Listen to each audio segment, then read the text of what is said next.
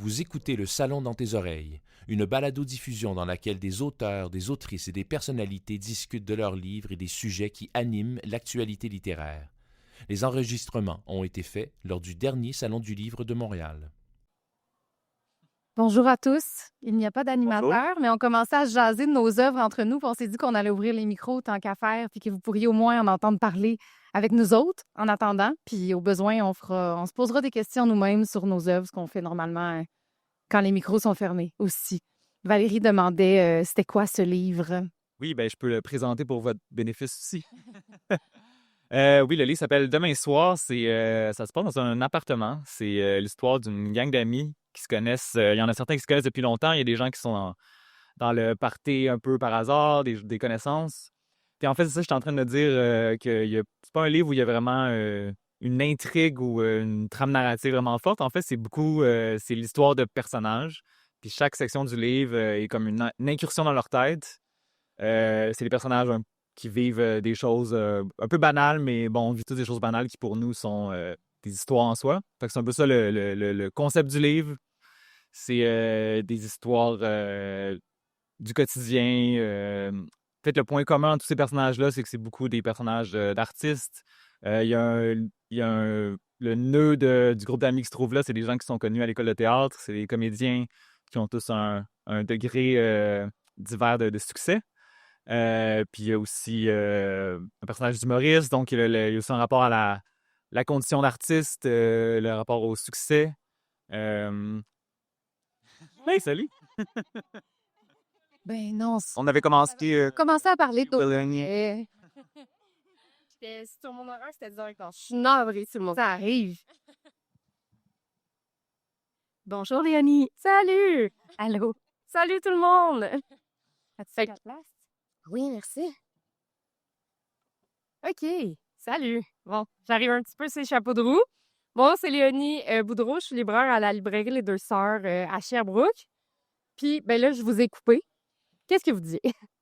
Ben, je vais présenter un peu mon texte. Je sais pas si vous vouliez faire la même chose. Là, j'ai comme pris Ben oui. le plancher. En fait, je me rends compte pourquoi on nous a mis ensemble parce que, en fait, moi, c'est une bande dessinée illustrée en noir et blanc. Et donc, on est vraiment beaucoup dans la tête du personnage qui, elle aussi, donc, désire devenir artiste à temps plein. Donc, quand tu disais que tes personnages vivaient différents types de succès, degrés, donc, ça m'a rappelé un petit peu là, une partie du sujet de mon livre. Je trouve ça super intéressant parce que quand tu as dit, il n'y a pas vraiment d'histoire. On a tous une histoire, même si on n'a pas une grande histoire, il y a de petites histoires dans le quotidien. Moi, c'est ce que j'ai voulu raconter aussi avec Antoinette, qui est un personnage qui est introverti, donc peu de dialogue. Elle n'a pas d'amis jusqu'à ce que ça en fasse deux un peu par hasard. Mais j'avais envie qu'on parle de ces personnages-là parce que je trouve qu'on les dépeint rarement. Puis je trouve j'aime ça entrer dans la tête des personnages puis voir ce qui s'y passe parce qu'il y a un deuxième monde en dehors du monde commun, un monde intérieur. Mais je trouve ça difficile de vendre une histoire qui n'a pas beaucoup d'histoire. Tu sais, quand les gens disent ça raconte quoi ton livre, puis je suis comme c'est pas parce qu'il raconte une histoire qui est intrigante, c'est juste parce qu'il c'est plein de petites pensées, de réflexions, de rapports humains. C'est ce qui fait qu'il est bon, mon livre. Mais si tu me demandes une intrigue, c'est pas comme un film d'action où il y a une prise d'otage, puis ils ont 24 heures pour retrouver le voleur ou peu importe. Puis, il n'y a pas cette grande trame-là, mais je pense que dans les petites trames, il y a plein de belles choses aussi, mais c'est plus dur à vendre quand même. Ouais, c'est sûr, mais en même temps, je pense que c'est ça qui nous accroche quand même dans l'art, c'est tout le temps les personnes, des petites histoires quand même si c'est sûr qu'on est accroché souvent par une trame peut-être un peu plus captivante souvent, mais ça reste que je pense que tout le monde peut être intéressé par ces petites histoires-là intimes. En fait, je te disais avant qu'on ouvre les micros que j'avais lu ton entrevue que tu as donnée aujourd'hui, puis ça, justement, j'ai vu aussi un lien avec ce que je fais parce que tu semblais parler justement de ces personnages-là peut-être les histoires qu'ils vivent se voient pas dans leur face, mais ils en sont pas moins bouillonnants à l'intérieur de fiction puis d'histoire. Mais ce que je voulais dire aussi, c'est que moi, je vais fuir les livres où il y a beaucoup d'action. Parce que, en fait, c'est que ça nous distrait du véritable sujet qui est l'humain. Donc, j'aime beaucoup aussi les films français parce qu'il se passe pas grand-chose. Oui! Fait que moi, j'aime les livres où il se passe pas grand-chose. Fait qu'on est dans la même équipe. On va bien s'entendre, tu sais. Oui. Ben, je pense que c'est pas anodin de vous avoir mis les 3 ensemble, là, quand même. Mais justement, ben là, c'est le fun. Vous avez fait ma job, vous vous êtes présenté. Mais c'est intéressant parce qu'en fait, vous avez présenté vos œuvres. Je vais essayer de vous présenter un petit peu en tant que personne.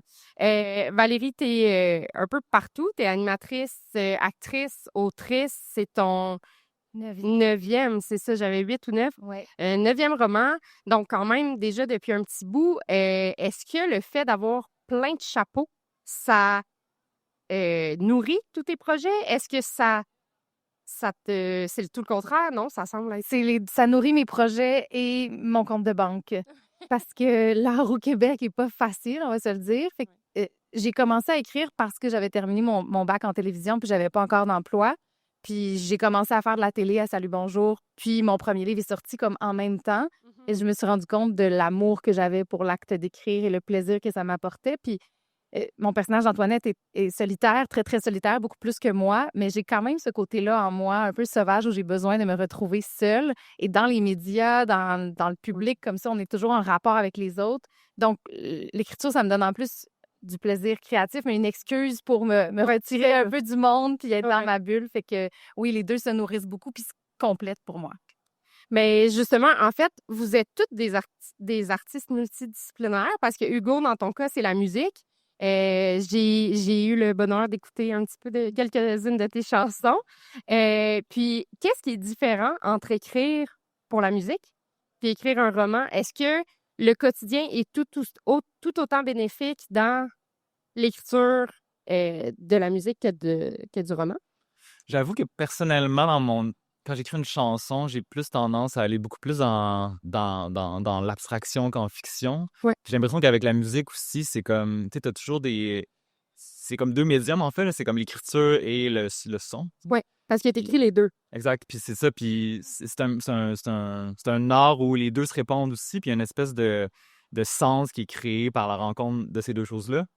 Puis en écriture, on dirait que je sais pas, j'ai plus tendance à comme vouloir aller plus dans le concret. Fait que pour moi, c'est deux façons d'écrire un peu plus assez distinctes. Mhm. Mais en même temps, en tout cas, je pense que dans ma façon d'écrire, j'ai aussi un penchant pour des fois le style un peu qui s'étire, là. Les longues phrases, puis les longues images. Ouais, des longues tunes. Puis ouais, ben ça, je sais pas s'il y a un rapport à ça. Il y a une espèce de souffle peut-être dans l'écriture qui peut rappeler peut-être une chanson. Mhm. Je sais pas, là. Ouais. Ouais, pour moi, c'est quand même je les aborde vraiment différemment en termes d'écriture, hein. Ouais. Ben, je comprends, c'est quand même un médium qui est différent. Là. C'est un petit peu plus gros qu'une chanson. Ouais, c'est ça. Un petit peu. Page de plus. Puis ça ici, c'est ton 2e livre. Le premier, c'était un recueil de nouvelles aussi chez la Maison de Feu, si je ne m'abuse. Ben, super. Maintenant, je passe à Valérie. Je présente un peu tout le monde. Après, on pourra continuer la discussion. Valérie, toi, tu es tout aussi multidisciplinaire. Tu es illustratrice en plus de BDiste. Quand tu fais de la BD, tu fais et le scénario et l'illustration. Est-ce que tes BD te servent à un peu plus t'explorer toi? Parce que les illustrations, mettons pour enfants, on a peut-être moins ce rapport-là à toi-même que dans tes BD un peu. Ben, c'est vrai que c'est quand même 2 langages. Dans le fond, moi, je suis illustratrice jeunesse. J'ai fait beaucoup d'albums jeunesse et un jour, j'étais en fait, j'ai été longtemps sur Tinder et ça allait vraiment très, très mal. Et là, je me suis dit, je peux pas laisser ça. Je peux pas laisser ça là, il faut que j'en fasse une bande dessinée. Mm-hmm. Donc là, j'ai fait dans ma tête, c'était une parenthèse, c'est-à-dire que j'allais faire ma thérapie par la bande dessinée et ensuite revenir à l'album jeunesse. Mais j'ai tellement aimé la bande dessinée que j'ai poursuivi dans cette voie-là. Mais la bande dessinée, c'est vraiment comme c'est comme par rapport à la musique. Tu sais, un album jeunesse, c'est 32 pages. Une BD, c'en est 200. Donc, une chanson, c'est quelques minutes. Un roman, c'est plusieurs heures. Donc, c'est aussi un exercice. Ce sont 2 langages très, très proches, mais aussi très différents. Mm-hmm. Puis, la première question que je voulais vous poser aux 3, en fait, vous en avez un peu parlé au début, mais qu'est-ce qui est intéressant dans le quotidien? Dans le quoi? Dans le quotidien. Ah, dans le quotidien? Parce que les trois, on est beaucoup là-dedans. C'est le thème de la table ronde. Tu le disais tantôt, des fois, c'est dur à vendre, le quotidien, parce que c'est pas des grandes actions, c'est pas un film de Michael Bay. On est ailleurs. Qu'est-ce qui est intéressant? Mais pour moi, le quotidien, ce que ça a d'intéressant, c'est que les gens peuvent rapidement s'identifier. Moi, quand j'écoute des grands films d'action, je suis divertie, mais ça ne m'arrivera probablement jamais. Peu de chance. Même si j'essaie toujours de prendre des notes au cas où ça arrive un jour. Mais dans le quotidien, c'est ça. Je pense que le thème du quotidien est plus difficile à vendre, mais quand on le consomme, tout le monde se reconnaît dans une façon de se lever le matin, de se cogner l'orteil, de prendre son petit déjeuner, de réfléchir à sa journée, de se sentir débordé par ce qu'on a ou au contraire de sentir qu'il y a un vide puis qu'il nous manque quelque chose à notre journée, de quelle façon on peuple nos heures. C'est quelque chose qui est personnel à chacun, mais qui est aussi très, très universel. C'est juste que dans une solitude, on parle parfois pas de ces choses-là. Donc, en tout cas, dans mon cas, Antoinette, c'était un prétexte pour parler de ce qu'on est quand on n'est pas en rapport avec les autres. Puis aussi de parler de ces gens-là qui ne parlent pas pour eux. Moi, je raconte ma vie sans problème dans des entrevues, dans des rencontres, mais il y a beaucoup de gens qui sont beaucoup plus jaloux de leur intimité. Je le suis à certains niveaux, mais j'avais envie d'entrer dans la tête d'une personne qui n'a pas envie de partager, Qui n'a pas envie d'être repéré. Qui n'a pas envie d'être repéré, mais de savoir qu'est-ce qui se passe dans sa tête. Puis je trouve qu'on confond souvent la gêne et l'introversion. Des gens qui sont introvertis et qui sont très heureux dans cette indépendance-là, dans un certain silence, dans un côté un peu sauvage où ils sont maîtres de leur temps et de leur espace. Fait que j'avais envie de visiter ça, mais je pense qu'il y a plein de gens qui se reconnaissent à une certaine échelle dans ce besoin de solitude qui n'est pas souffrant, mais qui est confortable. Le mot solitude, c'est qu'il soit affligeant, que la solitude soit affligeante ou qu'elle soit choisie et protégée, c'est le même mot. Puis des gens la vivent c'est différent. différemment, mais je pense que tout le monde peut s'identifier à un et à l'autre selon le moment de leur vie. Oui. Est-ce que c'est un peu ça aussi, Hugo, dans ton livre avec, ça me rejoint un peu, mais j'ai envie de dire que moi, ce que je trouve intéressant, c'est, tu sais, pour moi, le quotidien, c'est le tissu du réel aussi, tu sais, c'est comme ça qu'on... Le réel est fait de nos petites histoires individuelles, puis ça nourrit aussi notre façon d'interagir entre nous. Ça régit les choix qu'on peut faire. Puis souvent, c'est comme... Toutes ces petites histoires-là sont sous-jacentes dans la vie. Tu sais, c'est pas quelque chose qu'on parle pas souvent de comme nos qu'est-ce qui s'est passé dans notre enfance qui peut-être nous marque ou un moment déstabilisant qu'on a vécu la veille, où il y a toutes sortes de choses qui se passent, puis on n'en parle pas beaucoup. Puis pour moi, c'est un peu ça le but du texte, c'était de parler de ce dont on parle pas, puis de parler de ces petites vies-là qui se déroulent peut-être, puis c'est de la fiction, on s'entend, là, mais comme qui se déroulent dans l'ombre un peu. Oui. Puis je pense qu'une des influences aussi du texte, c'était le livre D'autres vies que la mienne d'Emmanuel Carrère, où il y a un truc qui m'a marqué dans ce livre-là, où il parle entre autres de deux personnages deux personnes réelles qui sont des juristes dans une petite ville de province. Puis il parle que c'est des gens qui ont été vraiment marquants dans leur milieu, puis qui ont fait des choses vraiment importantes, mais dont la résonance reste limitée à leur petit milieu. C'est quand même fascinant de se dire que comme, tu sais, peut-être que la personne qu'on croise dans la rue en allant au métro, par exemple, elle a comme fait quelque chose d'extraordinaire dans un milieu vraiment précis auquel on n'a pas accès. Fait que c'est peut-être un peu ça, vers ça que je tendais avec le texte, c'est cet accès-là à des intériorités multiples qui sont comme sous-jacentes, en fait, là.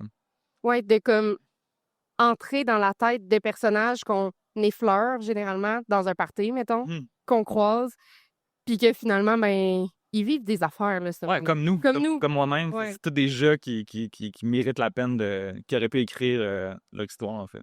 Oui, je comprends.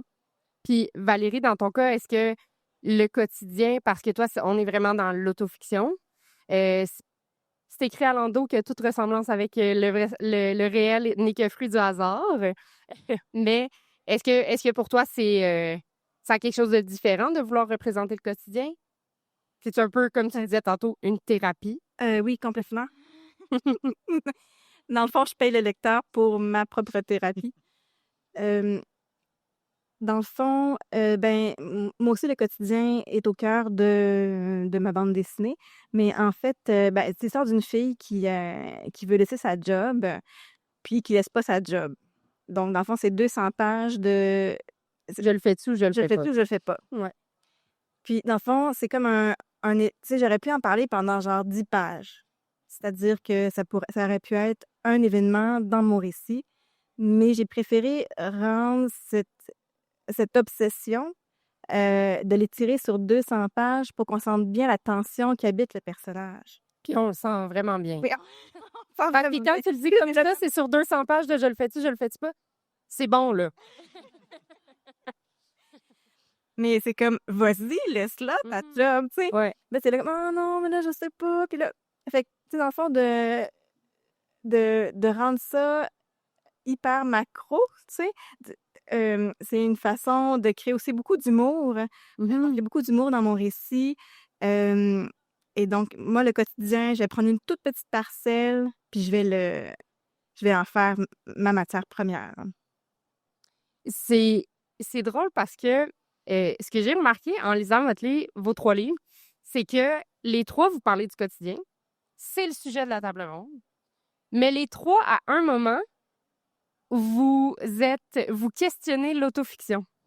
Vous questionnez un peu le fait d'écrire sur sa vie. Valérie, au début, Valérie Boivin, parce qu'il y a 2 Valérie. Valérie Boivin, au début, tu dis ma vie n'est pas assez intéressante pour en faire un livre. Un moment donné, Aude Valérie, Chevalier, oui. Tu dis que Antoinette, en fait, se dit moi, je veux juste vivre ma vie, je veux pas qu'elle soit racontée. Et un moment, Hugo, il y a un de tes personnages qui dit l'autofiction, c'est juste du monde qui veulent chialer sur leur vie. Puis là, je paraphrase, là. Mais. Un personnage. Oui, c'est un personnage, bien sûr.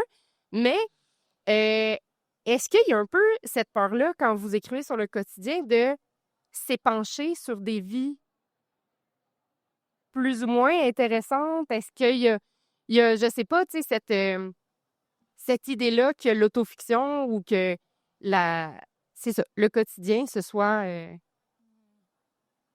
c'est ça. Vous avez comme votre... on dirait que vous êtes contre l'autofiction. Ben, dans les livres, là, je suis pas contre, là. Mais, au final, il y a un peu de ça dans ce que vous écrivez, je crois. Vous en tirez un peu. Pour ma part, Antoinette, le livre est écrit à la 2e personne, il est écrit au-dessus, parce qu'Antoinette ne se met à ce point pas au centre de sa propre vie qu'elle préfère ne pas la raconter au jeu. Elle préfère être désignée, elle préfère être une figurante, elle préfère pas être le centre de l'attention. C'est comme ça qu'elle se positionne jusqu'à ce qu'elle se remette un peu au centre de sa vie en voulant apparaître un petit peu plus, mais presque pas. Presque pas. Personnellement, je suis beaucoup plus au centre de ma vie. Je parle beaucoup plus de moi qu'Antoinette. Je pense que c'était peut-être une petite thérapie, mais tout le monde n'a pas le même besoin de partager sa vie, de se raconter. Ouais. Dans d'autres de mes livres, comme Les Certitudes vagabondes, Le vacarme des possibles, qui étaient des livres d'autofiction, je voulais peut-être chialer sur ma vie. Non, mais en fait, je pense quand même qu'il y a des choses qui sont un terrain commun, même si elles sont très personnelles et intimes, puis de raconter ces choses-là, puis même de les raconter en disant « ça m'est arrivé », il y a un degré de plus d'identification pour le lecteur qui fait « hey, je suis pas tout seul ». Il y en a plein qui vont pouvoir taxer ces auteurs qui font de l'autofiction de narcissisme ou de s'inspirer de leur propre réalité pour écrire qu'ils sont pas assez créatifs, puis je trouve toujours ça hyper intéressant comme discussion, mais je pense quand même qu'on raconte l'humanité. Les peintres, dans le temps, ont fait des copies parfaites d'humains, d'autres qui ont complètement déconstruit. On pense à certains, comme Picasso, qui ont éclaté ça complètement. Je pense que le livre, c'est la même chose. On peut témoigner avec une justesse extrêmement précise, le plus près possible de ce qui existe. Ouais, de soi. Ma façon, moi, comme autrice, de pouvoir me rapprocher de ça, c'est de plonger dans ce que je vis comme humaine, puis de soit raconter par copie ou par opposition. Antoinette, il y a beaucoup d'opposition, mais je pense que ce qui est quand même intéressant, c'est qu'elle elle pense que l'histoire de personne est valable plus qu'une autre, surtout pas la sienne. Ouais, ben en fait, c'est drôle, le personnage dont tu parles, qui, effectivement, à un certain point, fait un espèce de rant. Oui, c'est ça. L'autofiction est aussi comme une espèce de... Ce que lui voit comme une propension... un trait propre à sa génération de vouloir parler de soi. Je me dis peut-être que c'est une façon aussi pour moi de tirer le band-aid de ma propre écriture, là, c'est-à-dire d'être comme de confronter ce que peut-être je me demandais si tu faisais. Si j'étais en train de faire, ou si les lecteurs allaient voir ça. Fait que c'est comme ce personnage-là peut-être agit, j'étais en train de m'auto-psychanalyser, là, agit comme de confronter ma propre peur peut-être par rapport à la réception du texte, parce qu'effectivement, tu sais, comme je pense qu'effectivement Je pense que c'est important de parler du quotidien, puis je pense que chaque personne a d'autres. Tu sais, tu parles de comme avoir envie de se raconter soi, tu sais, je pense que chaque personne peut avoir ce droit-là de se raconter soi, tu sais. Mais c'est vrai qu'il y a une tension de comme sur l'intérêt que ça peut, tu sais. Générer Je chez le pense que, lecteur. ouais, je pense que c'est une tension qui, en tout cas, moi, m'habitait quand même en rédigeant ce texte-là parce que j'étais conscient de. J'ai souvent un peu dit à la blague quand je parlais du texte que c'était un texte sur rien, où il se passait. Mhm. Puis c'est sûr qu'il y avait comme. Il y a une tension de faire de l'écriture, comme, qui est quand même le livre quand même assez touffu. Fait que de comme se consacrer autant de mots à du rien, tu sais, c'est sûr qu'il y a une tension. Fait que. Qui est non résolue, je pense. Je sais pas. Tu sais, je pense qu'avant que le texte sorte, honnêtement, des fois, je me disais, est-ce que c'était une erreur d'avoir écrit ça? Est-ce que c'est juste inintéressant complètement et plate? Tu sais, je pense que. En tout cas, moi, c'est une tension qui m'habite un peu quand même encore là. Mais... Ouais. Je pense qu'on se pose la question qu'on ait inventé le récit ou pas, si ça valait la peine de l'écrire, puis si Ouais. c'était excellent ou un peu de la merde. Merci aux éditeurs de nous ramener sur le droit chemin. Mais je pense aussi que pour être libraire, là, pour en avoir lu et vendu des livres, je pense qu'il y a moyen de rendre le plate intéressant. La vie, où il, tu sais, parce que la vie, la plupart du monde est souvent plate. Il y a des gens qui ont des vies excitantes. La vie, c'est plate. La vie, La- c'est généralement plate. C'est généralement le quotidien à mes moins. On peut dire répétitif et monotone, mais pas, Ouais. pas Non. plate. D'accord, Oui. d'accord. Oui, j'aime pas ce terme-là. Ouais. Parce que justement, on parle de ce petit matériau-là, tu sais, pour en faire quelque chose de pétillant, de scintillant. Ouais. Puis en fait, on parlait d'autofiction, mais en fait, dans mon livre, le personnage tombe sur l'autobiographie d'André Agassi. Ouais. Donc, c'est à ce moment-là que le personnage dit « Mon Dieu, que c'est donc bien pompeux, une autobiographie. » Mhm. Tu sais, mais il y a vraiment une différence entre l'autobiographie et l'autofiction. L'autobiographie, ben, c'est sûr qu'on a juste un point de vue, tu sais. Ouais. On n'a pas le point de vue des autres acteurs, on n'était pas là à ce moment-là non plus, donc il faut croire un peu le narrateur. Ouais. Mais c'est sûr qu'on demande la même chose aussi avec l'autofiction. On demande « Croyez-moi, tout ceci est vrai. » Mais c'est ça qui est formidable parce que dans le fond, on est un peu des menteurs, tu sais. Ouais. Parce que... La liberté de Oui, absolument. d'enjoliver peut-être Oui, oui. une chose ou de... Ouais. Parce que moi, on m'a beaucoup demandé si j'avais déjà travaillé dans une boutique de ciné funéraire. Ouais. Et puis, Non. Mais là, tu fais comme « Oh, j'ai gagné. » ils ont cru. Ils ont cru. Oui, c'est ça. J'avais quelques petites questions. Valérie, tu en as parlé. Tu as décidé d'écrire ton roman Au-dessus, qui est quand même un choix audacieux. On voit rarement ça dans la littérature. C'était un peu parce que, justement, le personnage d'Antoinette voulait pas être le personnage de sa propre vie, le personnage principal de sa propre vie. Est-ce qu'il y a aussi un peu du fait que c'est un personnage qui est loin de toi? Est-ce que c'était comme de le voir de loin? Non, mais ça aurait pu. J'en parlerai à mon psychologue. Mais non, je pense que c'était vraiment une volonté stylistique pour positionner le personnage de façon décalée. J'ai écrit la majorité de mes romans au jeu, à l'exception de la théorie du raconteur qui est écrit au-dessus aussi. Mais le tu s'adressait aux hommes de la vie d'un même personnage. Ouais, que les titres de chapitre, c'était les noms des hommes de sa vie, puis elle les tutoyait parce que l'homme de la vie de cette personne-là, c'était toujours une personne qui était le seul autre tu dans sa vie. Dans ce cas-ci, ce que j'ai voulu faire, c'est de créer un petit inconfort pour le lecteur en lisant ça, à faire comme tu t'en vas à tel endroit, tu fais telle chose, tu penses à ça, puis de faire attends, c'est-tu moi qui pense ou c'est elle? De comment on se met à la place de notre personnage quand on lit. Ça reste que quand on lit une histoire racontée au jeu, on s'imagine un personnage, mais on s'identifie aussi à lui comme c'est au jeu. Il y a quelque chose qui nous parle à nous directement, on peut s'identifier. Le fait que ce soit abordé au-dessus crée un genre de décalage, pour certains, un peu inconfortable. Il y en a qui m'ont dit j'ai eu de la difficulté à embarquer parce que c'est écrit au-dessus, puis je savais pas si c'était moi, Antoinette, ou pas. Puis Antoinette, elle est pas centrée dans sa vie. Elle se retire du centre de sa vie. Donc, de l'écrire de cette façon-là, ça crée comme un petit décalage, même par rapport à l'histoire qu'elle nous raconte. Fait que je pense que c'était comme une volonté de créer, d'accentuer ce décalage-là aussi entre le nom qu'on lui a donné et ce qu'elle pense être, entre les attentes que les gens ont d'elle et ce qu'elle espère. Puis de voir si à un moment donné, ça se recentre un peu plus. Mais ouais, c'était de faire ça. C'était ça l'objectif du tutoiement. OK. Super intéressant. Et puis, au niveau Valérie Boivin, toi, moi, c'est ce qui m'a fascinée dans l'œuvre, c'est ce que j'ai beaucoup aimé, en fait, c'est le personnage d'André Agassi, justement.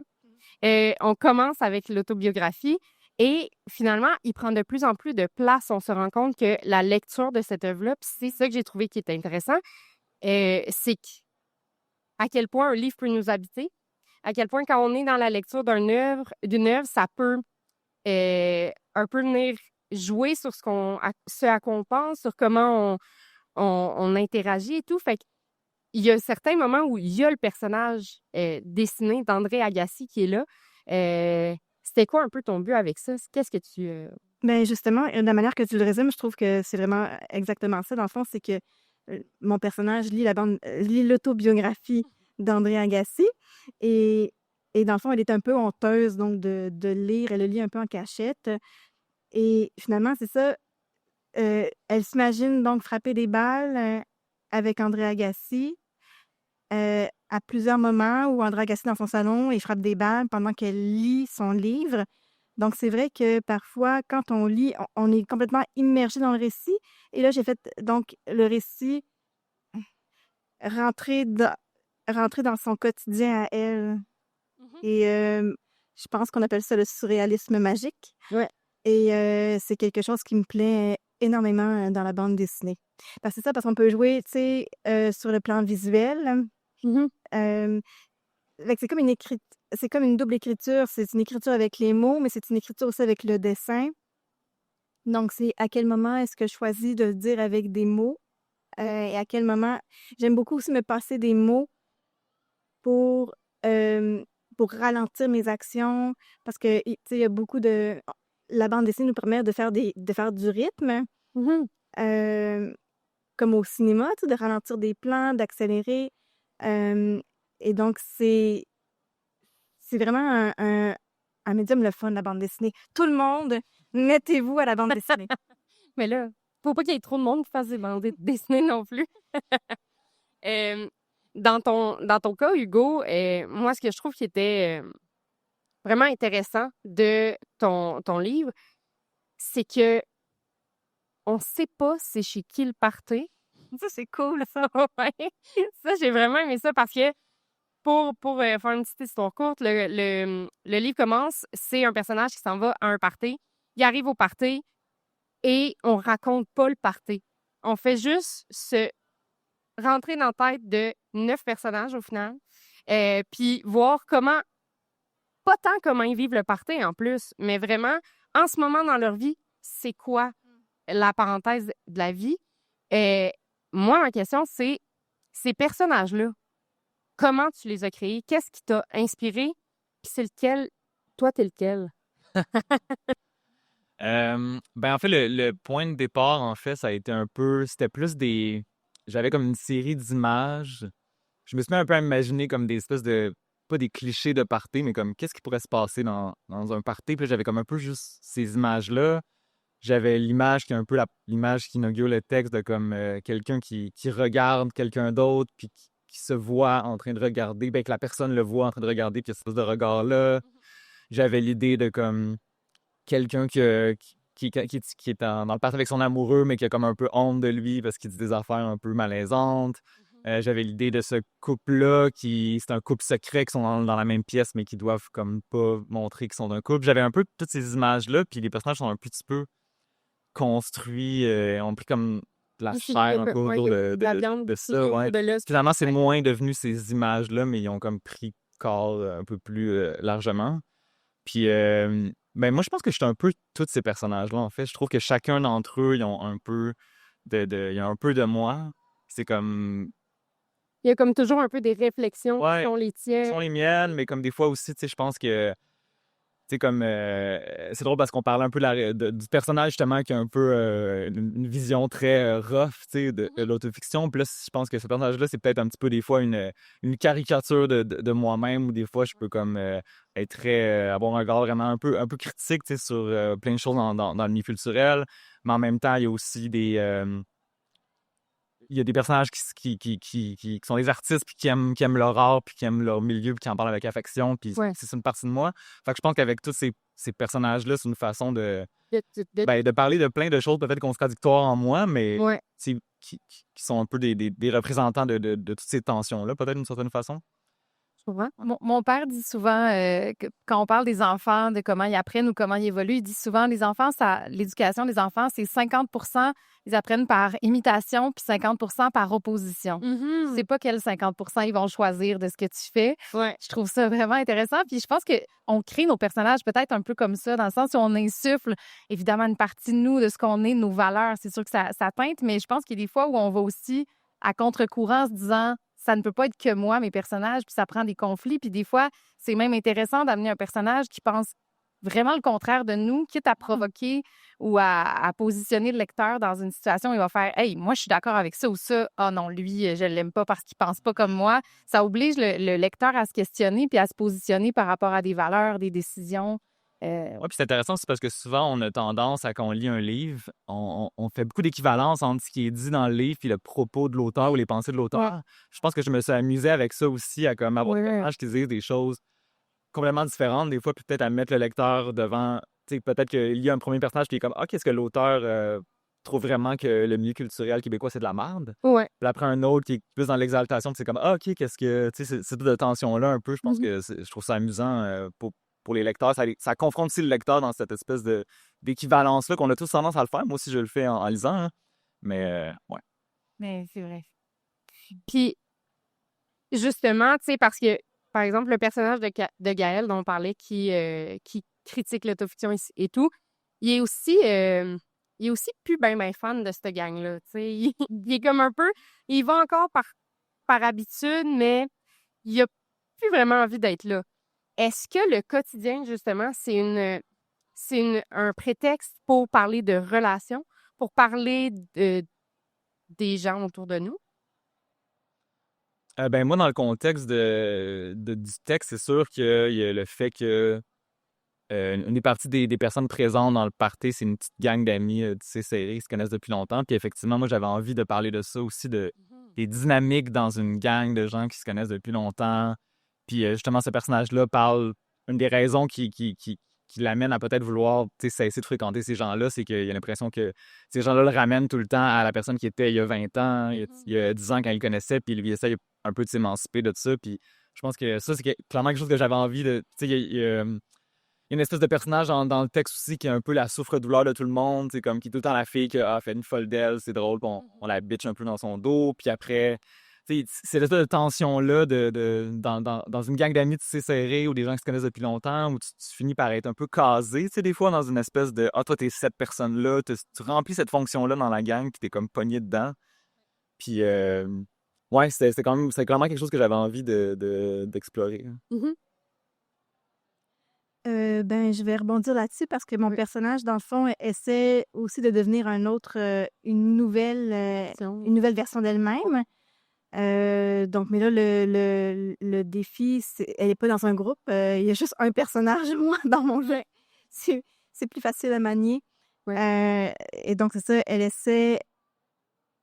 Dans le fond, toi, ton personnage est en opposition ou en relation avec les autres, mais mon propre personnage est en opposition avec elle-même, tu sais, dans le sens que elle veut quitter son emploi, mais c'est elle-même qui se retient de le faire. Donc, le duel est complètement intériorisé. Mm-hmm. Dans ton cas, on est plus dans, comme tu dis, une relation à soi-même, mais une réflexion sur les angoisses que ce personnage peut avoir. Oui, absolument. Ouais. Je pense que le quotidien, c'est effectivement une façon d'aborder les relations, mais ce que je sens qui est en commun avec nos 3 livres, c'est le moment où on fait « OK, voici ma vie actuelle, est-ce qu'elle me convient? » Puis si la conclusion, c'est qu'elle ne me convient pas, qu'est-ce que je dois faire pour être plus heureux ou heureuse? Il y en a pour qui c'est de quitter un emploi, il y en a c'est de changer d'amis ou de mettre des limites avec d'autres personnes, il y en a pour qui c'est de trouver l'amour, il y en a pour qui c'est d'assumer le besoin d'être seul ou d'entrouvrir un tout petit peu l'ouverture de rencontrer des amitiés. c'est vulnérabilisant, ces décisions-là, ces pivots-là. Il y a quelque chose de confortable à rester dans ses habitudes du quotidien, avec les gens qu'on a autour de nous, avec la job qu'on a, avec, tu sais, il y a quelque chose de confortable, même si à un moment donné, des fois, l'inconfort, il est au point.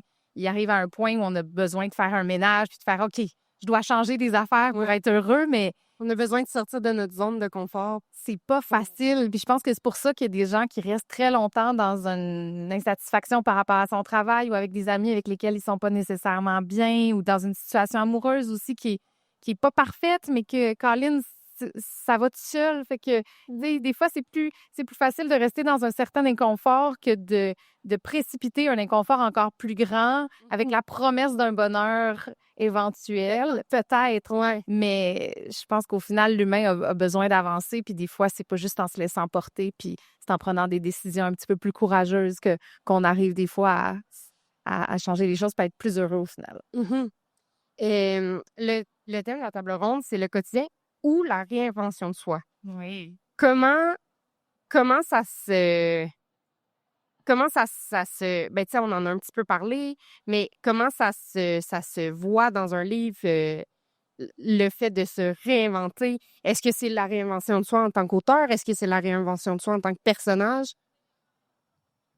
Voilà. Je vous laisse avec ça. C'est intéressant, c'est une grande question. Je pense qu'Antoinette, c'est une personne solitaire qui n'a jamais eu besoin d'amis, qui n'a jamais eu ce Oui. besoin-là.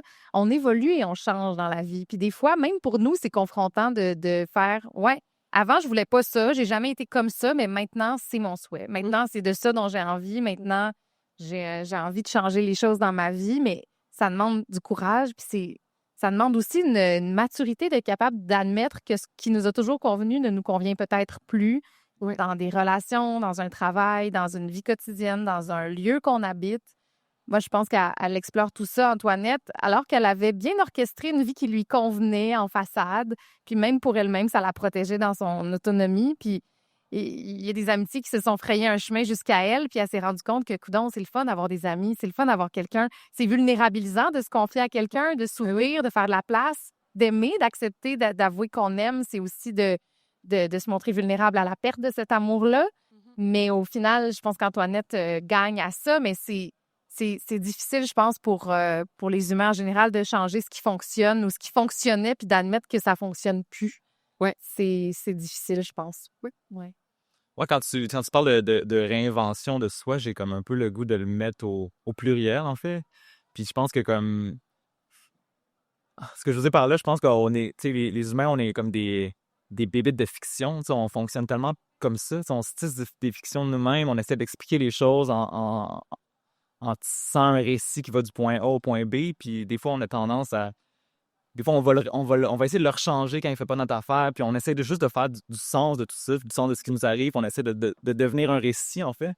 Puis je pense que j'ai un peu essayé d'explorer ça dans le texte aussi. C'est des personnages qui se tissent des récits d'eux-mêmes, puis que des fois, puis essaient d'atteindre une espèce de conclusion qui va peut-être les satisfaire, mais des fois, ils bifurquent, puis ils savent pas trop. Puis tu sais, je pense que des fois aussi, la fiction, c'est un outil imparfait qu'on a pour s'expliquer nous-mêmes puis pour expliquer nos vies, mais on est comme pris un peu avec, tu sais. Parce que des fois, on reste, je pense qu'il y a des personnages dans le texte aussi qui sont un peu prisonniers de leur fiction, qui se sont faits d'eux-mêmes, tu sais. Ils sont comme construits un récit où sont ce personnage qui a telle motivation puis qui s'en va vers tel endroit, puis ils sont tellement pris avec ce récit-là qu'une fois qu'il aboutit pas, ben ils savent plus comment le déconstruire puis ils savent plus comment se réinventer, en fait, hein.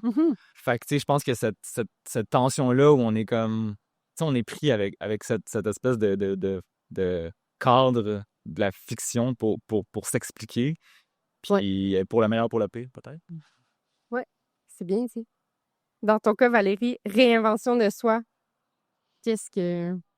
Eh bien, dans ma bande dessinée, le personnage tente de se réinventer, mais je termine le récit avec, tu sais, le happy end, ce serait j'ai réussi à m'affranchir de moi-même.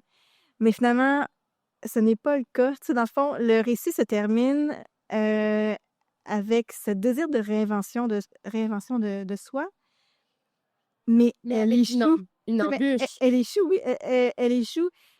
Et c'est ça que je trouve. Moi, j'aime beaucoup les récits qui se terminent mal, là. C'est même. ça me réconforte avec le réel, là, parce que, dans le fond, tout ce désir de réinvention d'elle-même aboutit à une sorte d'échec. Tu sais? Ouais. Mais Ben, en mais fait, là, tu dis qu'il se termine mal, mais moi, je considère que ta BD se termine pas. En fait, ben, oui. Oui, mais qu'on arrive ben à une embûche, oui. mais que quand même le personnage, justement, s'est réinventé. Le personnage a grandi. Mais Et oui, il y a la mais vie fait comme non, peut-être pas tout de suite, ma belle, mais il y a quand même une il y a réinvention. eu un mouvement de réinvention, Oui. tu sais? Mais on n'est pas à un tu sais, la personnage n'est pas genre la Valérie 2.0, là, c'est la Valérie genre 1.0000005, tu sais? Et puis, tu sais, genre tous ces efforts-là pour arriver à tu sais, mais c'est ça la vie, tu sais? C'est ça, genre, c'est pas, bing bang en 6 mois, je suis devenue une personne La meilleure complètement version de moi-même. oui, c'est ça. Ouais. C'est vraiment comme un processus difficile, extrêmement long et pénible, exactement comme la bande dessinée. Parce que ce livre-là m'a pris 3 ans à écrire, à illustrer. Parce que ben, c'est ça aussi qu'on peut vivre aussi, tu sais, quand on lit un roman, pire, un récit de poésie, tu sais, on lit en genre 3 minutes, c'est un condensé, tu sais, c'est un condensé de vécu qui a pris tellement de travail à faire. Mais moi, c'est ce que j'apprécie beaucoup, c'est quand un auteur va vraiment nous transmettre l'essence de quelque chose, tu sais. C'est comme extraordinaire, c'est comme un genre de diamant, c'est tout petit, ça brille, mais derrière ça, tu sais, il y a une quantité énorme de travail, là. Ben, je pense que justement, je disais tantôt écrire sur le plate, et là, je me suis fait reprendre, mais c'est que je trouve que souvent, on va avoir justement le quotidien qui va être pas plate, mais redondant, Répétitif. répétitif, qui va être un peu notre vie, ce qui peut nous arriver. Mais justement, c'est dans ces œuvres-là souvent qu'on va le plus se retrouver, qu'on va le plus. C'est souvent dans des œuvres comme ça où on parle du quotidien qu'on va avoir des citations qu'on va faire oh wow, ça vient me chercher vraiment. C'est rarement dans un livre fantastique là où il y a des chevaliers puis des dragons qu'on s'arrête à une phrase Mais qui vient nous toucher. il y a des gens pour qui oui. Oui, Il y a des gens pour aussi. qui, Ouais. eux autres, leur manière d'entrer en contact avec l'autre, ça va être par le récit, genre un récit surréaliste. Puis, tu sais, c'est vraiment tant mieux, tu sais, si les gens peuvent ressentir ça avec Ouais. la science-fiction, mais moi, je vais me sauver en courant, tu sais. Ouais. Moi, je veux la petite plaquette, là, la petite plaquette que je vais savourer. Mhm. Tu sais, c'est comme, mettons, à la cuisine, là, tu vas manger, puis il y a si peu dans ton assiette, mais c'est pas, c'est c'est le genre de truc que tu veux consommer à ce moment-là, pas parce que tu as faim, mais parce que tu as besoin de beauté. Mhm. Oui. C'est de trouver la beauté, je pense, dans l'ordinaire. Mais je pense qu'aussi, c'est, tu sais, on n'a pas le choix de l'embrasser un peu la platitude puis la monotonie parce que c'est comme ça aussi, tu sais. Ça fait partie de la vie. Dans mon texte, je pense qu'il y a des personnages aussi qui sont frustrés par cette platitude-là puis cette monotonie-là, mais si tu l'embrasses pas jusqu'à un certain point, c'est insoutenable parce que ça fait partie de la vie. Tu peux pas. C'est bien une chose que tu peux pas éviter, c'est la platitude. Ouais. Faut l'embrasser. Et moi, j'avais une question pour Hugo. Pourquoi 9 personnages? Pourquoi pas 5? Pourquoi pas... à quel moment est-ce que tu t'es arrêté? Ah, c'est une question, je sais pas. T'avais-tu prévu qu'il allait avoir 9? Plus ou moins, ouais. J'avais pas vraiment de plan. Je fais juste écrire. Tu n'avais pas de plan et j'ai fait mon livre, hein? Mais non, c'est une bonne question. Ben, je savais que le personnage allait terminer, en fait, le texte. En fait, il y a comme une conclusion à la fin. Le dernier personnage est un peu un personnage particulier parce qu'il est pas vraiment... Il est comme un peu électron libre, là. C'est comme... Ah, en fait, ça... Spoiler alert. Ça se finit avec un personnage qui quitte le party, mais je le voulais que ce personnage-là, il quitte le party, mais il pourrait quitter n'importe quel party, tu sais. C'est pas nécessairement celui qu'on vient de lire, ça peut être autre chose. Mais l'autre personnage d'avant, je savais que ça allait comme être clore un peu le texte. Fait que je me suis juste dirigé vers elle, en fait. OK. Puis, mais ouais, je sais pas. Je sais pas. Puis comment t'as trouvé ça, écrire des personnages féminins?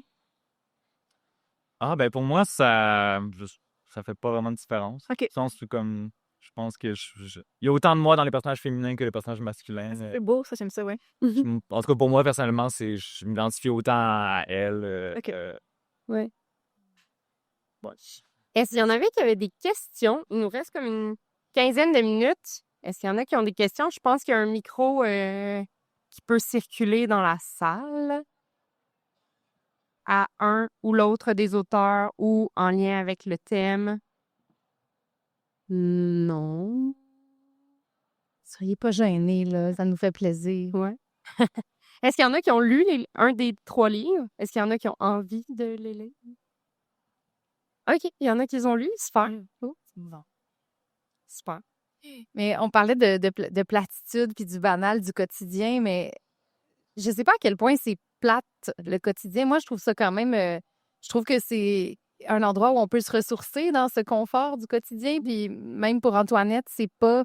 le quotidien, pour elle, est beau et confortable et il doit être protégé. Puis je pense qu'on célèbre pas assez le confort. Le quotidien, c'est quelque chose qu'on s'est bâti au final. Hein. C'est à l'épicerie où on va acheter nos affaires, les recettes qu'on se fait parce que on les aime ou parce que bon, ça rentre dans notre budget, mais ça reste que tout le monde va aller chercher son confort optimal pour chaque petit acte qui est un savon qui sent bon dans la douche, une musique confortable pour cuisiner ou pour lire, d'avoir des textiles, des choses dans lesquelles on se sent bien. Tu sais, je parle pas de budget, mais tu sais, chacun va se créer son bonheur comme il le peut. Puis il y en a que c'est d'être toujours occupé, toujours sortir, toujours être diverti. Ouais. Inès, une amie d'Antoinette, elle tombe tout le temps sur des gars avec des enfants. Puis il y a des cours de gymnastique, de ski, de taekwondo. Elle a toujours la boîte à lunch qui reste avec des velcro puis des petits ustensiles. Puis elle est bien là-dedans. Elle aime ça quand ça bouge, quand il y a de l'action. Puis ce quotidien-là, qui pourrait être un enfer pour certaines personnes, est du réconfort pour elle. Viviane, ben elle, c'est l'autre amie qui est un peu folle puis qui est party folle dans le bon sens. Là. Elle aime ça sortir, elle aime voir du monde, elle voit différents gars, est active dans sa vie sociale et sexuelle. Puis elle est très assumée là-dedans. Puis elle, c'est le quotidien qu'elle s'est bâti, dans lequel elle est bien. Puis Antoinette, elle, c'est dans un confort chez elle, toute seule, avec la paix, ses livres, sa musique, puis personne pour déranger. Au final, tu sais, ça raconte 3 quotidiens, mais puis pour certains, ça peut être banal ou plate, mais je pense que chacun se fait le quotidien dont il a envie, tu sais, à part si on souffre beaucoup d'être dans un quotidien qui nous rend malheureux avec un emploi qu'on n'aime pas ou dans un cadre familial qu'on n'aime pas, tu sais, si on a ce luxe de pouvoir le Je me demande bâtir. qu'est-ce que tu en penses, mais est-ce que tu trouves qu'en tant que... J'ai l'impression que peut-être qu'en tant que culture, est-ce qu'on le valorise vraiment? Ben, on le valorise moins, c'est Fait vrai. qu'il y a comme des fois une tension peut-être que comme... Peut-être que tu peux être confortable dans ton quotidien, mais que culturellement, ça semble peut-être inacceptable, ce confort-là, dans la platitude. Tu sais, peut-être qu'il y a cette tension-là. Vraiment, ben je pense que oui. Je pense que c'est pas sexy d'aimer ça être tout seul. C'est pas sexy d'aimer ça être à la maison. Là, économiquement, ces dernières années, tout est tellement cher qu'on dirait qu'on encourage un petit peu plus le FOMO puis de faire des choses chez soi. Mais reste que pour Antoinette, c'est tellement cool d'être toute seule. Puis même à un moment, tu sais, la solitude, mais aussi le célibat n'est pas quelque chose, tu sais, on dirait que dans les derniers mois, là, avec Vogue, là, ça devient tendance de ne pas avoir de boyfriend puis d'être célibataire, mais c'est pas quelque chose qui est encouragé socialement. On encourage, je pense que c'est l'héritage religieux de fallait se marier, avoir des enfants. Ouais. Si tu es tout seul, c'est parce que tu n'as pas réussi à le faire. Mais il y en a plein qui sont très heureux dans leur quotidien seuls, puis qui cultivent ça, puis même, à un moment donné, a fini une relation, puis ses amis l'encouragent à aller sur des applications de rencontres, puis à aller rencontrer des gens, puis en disant, tu vas être plus heureuse si tu as quelqu'un dans ta vie, puis elle questionne ça. Est-ce que c'est vraiment par là que le bonheur passe? Puis peut-être pour elle, mais Antoinette pose la question, est-ce qu'elle me recommande ça parce que pour elle, ça passe par là? Ouais. Ou elle me le recommande vraiment parce qu'elle veut mon bien et elle pense que pense- je suis plus heureuse comme ça? Ouais. Je pense que en tout cas, dans les livres, des fois, ça nous positionne dans une situation où on se pose des questions. Pourquoi on fait les choses? Puis, est-ce que les conseils qu'on donne aussi aux autres, ils sont égoïstes et pour nous, en fait, on serait Ouais. content que cette personne-là soit casée ou nous, on serait malheureux d'être célibataire ou c'est vraiment sincèrement un acte de générosité. Mhm. Tu sais.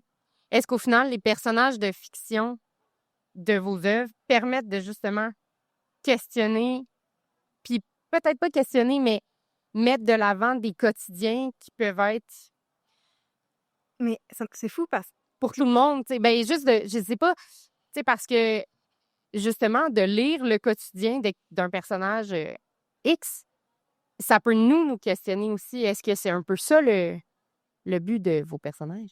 en fait, on parle de la réinvention de soi. Puis Ouais. là, j'ai eu comme une image. En fait, je pense aux variations Goldberg de Bach. Tu sais, dans le fond, c'est un thème, puis 24 variations, tu sais. Ou 12, je sais pas, en tout cas. Mais tu sais, dans le fond, Bach va reprendre le même thème et le décliner. Ben, Mais avec le quotidien aussi, on le prend, puis dans le fond, il se répète, mais il n'est jamais le même. Il n'est jamais tout à fait le même, malgré son côté répétitif. Ouais. Qu'on peut voir la trame. Mm. Puis c'est ça qui est beau. c'est selon ce qu'on vit à ce moment-là, le fait d'aller... Il va être légèrement différent, il va être teinté d'une nouvelle couleur ou Le et- fait d'aller au IGA dans les hot dogs, et finalement, cette fois-là, on pleure parce que il s'est passé de quoi dans la vie. finalement, tu sais, dans le fond, aller pleurer à l'épicerie, euh, c'est beau aussi, tu sais. Mhm. Puis, tu sais, tu vas faire ton épicerie 150... Tu sais, combien de fois qu'on va faire son épicerie, puis à aucun moment, on va choisir notre panier va être identique. Mhm. À aucun moment, on va faire le trajet de la même manière, au même rythme. Oui. Chaque épicerie va être une histoire en soi, tu sais. Mhm. Ça pourrait faire un livre, ça, tu sais. La Hey. fille, ça va faire Hey. l'épicerie. Ça fait genre pendant 200 pages. 200 variations d'épicerie. Parenthèse, ça me fait quand même rire, puis parce que là, les deux, on a des personnages qui pleurent dans du junk food, en fait. Fait que je me demandais, est-ce que dans ton livre... il y a quelqu'un qui pleure dans des hamburgers dans le mien, fait que je sais pas si ton... On manque pas de larmes dans quoi que ce soit, de gras, malheureusement. demandais ça. Prochain livre. Mais peut-être, je vais prendre des notes. Tu parlais du fait que les gens puissent s'identifier à un certain quotidien. Je pense que si le livre est bien écrit, c'est un peu un win-win parce que soit on s'identifie vraiment au personnage en se disant, ben moi, je suis comme ça, peu importe là, le chemin qu'il prend, moi, je me reconnais là-dedans, puis ça me réconforte ou ça me permet de voir une personne qui vit quelque chose de similaire à moi. Puis si c'est en opposition, c'est très loin de nous. Le 50% de ton père. Exactement. Mais je pense que c'est intéressant aussi parce que si c'est tellement loin de nous, puis je veux pas dire mal écrit, mais en tout cas, ça se peut que ça nous fasse rien. Mais si c'est bien écrit puis que la personne est différente, ça va créer une empathie, ça va susciter une empathie chez le lecteur, puis ça va nous toucher d'une quelconque oui. façon. Puis je souhaite Ouais. même que ça ouvre des horizons à peut-être être conscient que, coudonc, si on est à l'épicerie puis quelqu'un qui a l'air triste, c'est peut-être une difficile journée, puis des fois, juste un petit sourire, ça fait du bien. Ou dans un party, la personne qui est toute seule puis qui aimerait donc ça que quelqu'un vienne y parler. Ou Ouais. cette personne-là qui est dans le métro aimerait ça, faire un eye contact avec quelqu'un puis elle n'ose pas, elle baisse les yeux. Tu sais, des fois, juste d'être conscient des autres façons de vivre, je pense que même qu'on s'identifie ou pas, ça crée quelque chose puis ça fait en sorte que, comme humain, on est plus riche, on est plus intéressé, plus curieux, plus empathique. Puis je pense que ça crée des relations plus intéressantes après ça. Je suis tout à fait d'accord. On me fait signe qu'il reste 5 minutes. Je trouvais vraiment que ça concluait vraiment. Mais je fais un dernier rappel pour les questions s'il y en a que finalement ils changent d'idée. Est-ce qu'il y a un de vous trois qui avait des questions et ou qui voulait ajouter quelque chose? Vas-y. Mais merci. Oui. Merci d'être venu, puis merci pour la belle entrevue. Ben, merci. Puis est-ce que, vu qu'il nous reste 5 minutes, est-ce que vous voulez plugger vos séances de dédicace? Je m'en vais en dédicace tout de suite au kiosque 629 Urtubise de 11 à 12h30 si jamais vous voulez venir jaser. Ça va être à 11h30 au kiosque 1941 de la Maison en Feu. À compter de 12h30 chez Nouvelle Adresse. Ben, merci tout le monde. Merci à vous trois.